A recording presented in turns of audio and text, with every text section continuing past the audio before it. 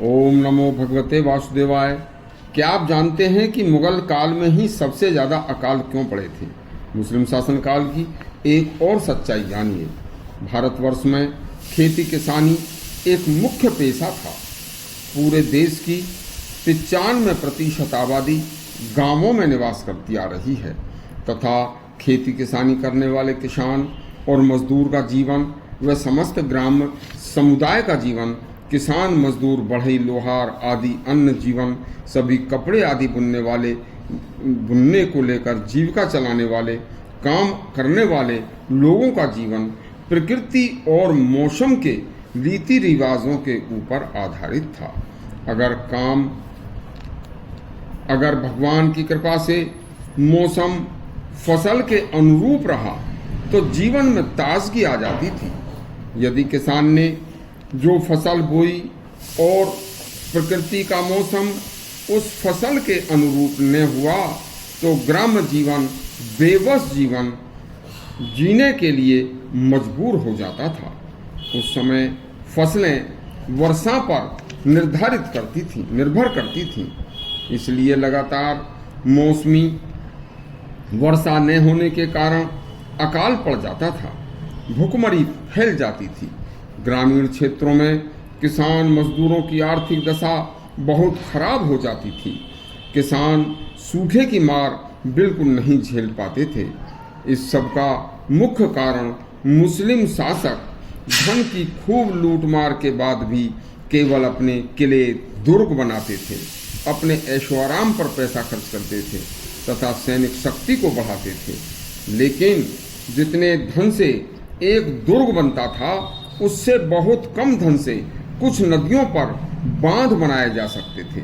नदियों के पानी से नहरों का निर्माण हो सकता था तो कभी अकाल और भूखमरी का सामना नहीं देखना पड़ता। बादशाह अकबर के शासनकाल में पहले ही वर्ष में दक्षिण भारत में व गुजरात में एक भयंकर अकाल सन 1630 व 1632 ईस्वी के मध्य 2 बार पड़ा। इन दोनों अकालों की समस्या बड़ी विकराल थी और मुगल प्रशासन में इतनी खामियां थीं कि अथक प्रयासों से भी मुगल बादशाह अकाल की समस्या से निपट नहीं सके थे। कोई ऐसी व्यापक कारगर नीति योजना भी नहीं बना सके थे जो लंबी अवधि की अकाल नीति को निर्धारित कर सके। उधर दूसरी तरफ मुस्लिम शासकों द्वारा जो हिंदू जमींदार मुसलमान बनाकर उन्हें कई गांवों का मालिकाना हक दे दिया गया था, वे इतने निकम्मे और आलसी हो गए थे कि उन्हें मुफ्त का कर वसूल करके खाने की आदत पड़ चुकी थी।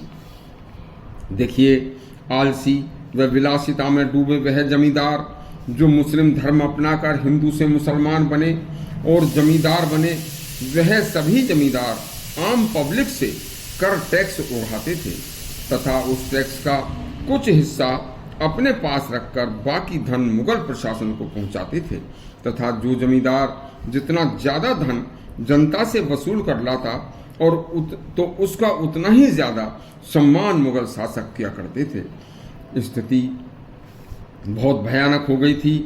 एक तो गरीबी, सूखे की मार, ऊपर से जमींदार का टैक्स के लिए डंडा। लोग रातों रात घर बार छोड़कर कहीं भी दूर दूर भाग जाते थे। लेकिन बात वही थी, पूरे देश में मुस्लिम शासन व जमींदारों का शिकंजा गरीबों पर हर जगह कसता चला जा रहा था। इसलिए इतिहासकारों ने मध्यकाल को सबसे बुरा काल बताया था, जबकि कुछ वर्षों पहले ही जब भारत में हिंदू व धर्मात्मा राजाओं का राज था तब भारत सोने की चिड़िया कहा जाता था। मुस्लिम आक्रांताओं के आते ही सब कुछ देश की तस्वीर बदल गई थी। इसी तरह के और भी इतिहास के सच्चे किस्से सुनने के लिए हमारा चैनल सब्सक्राइब करें और घंटी दबाएं। धन्यवाद।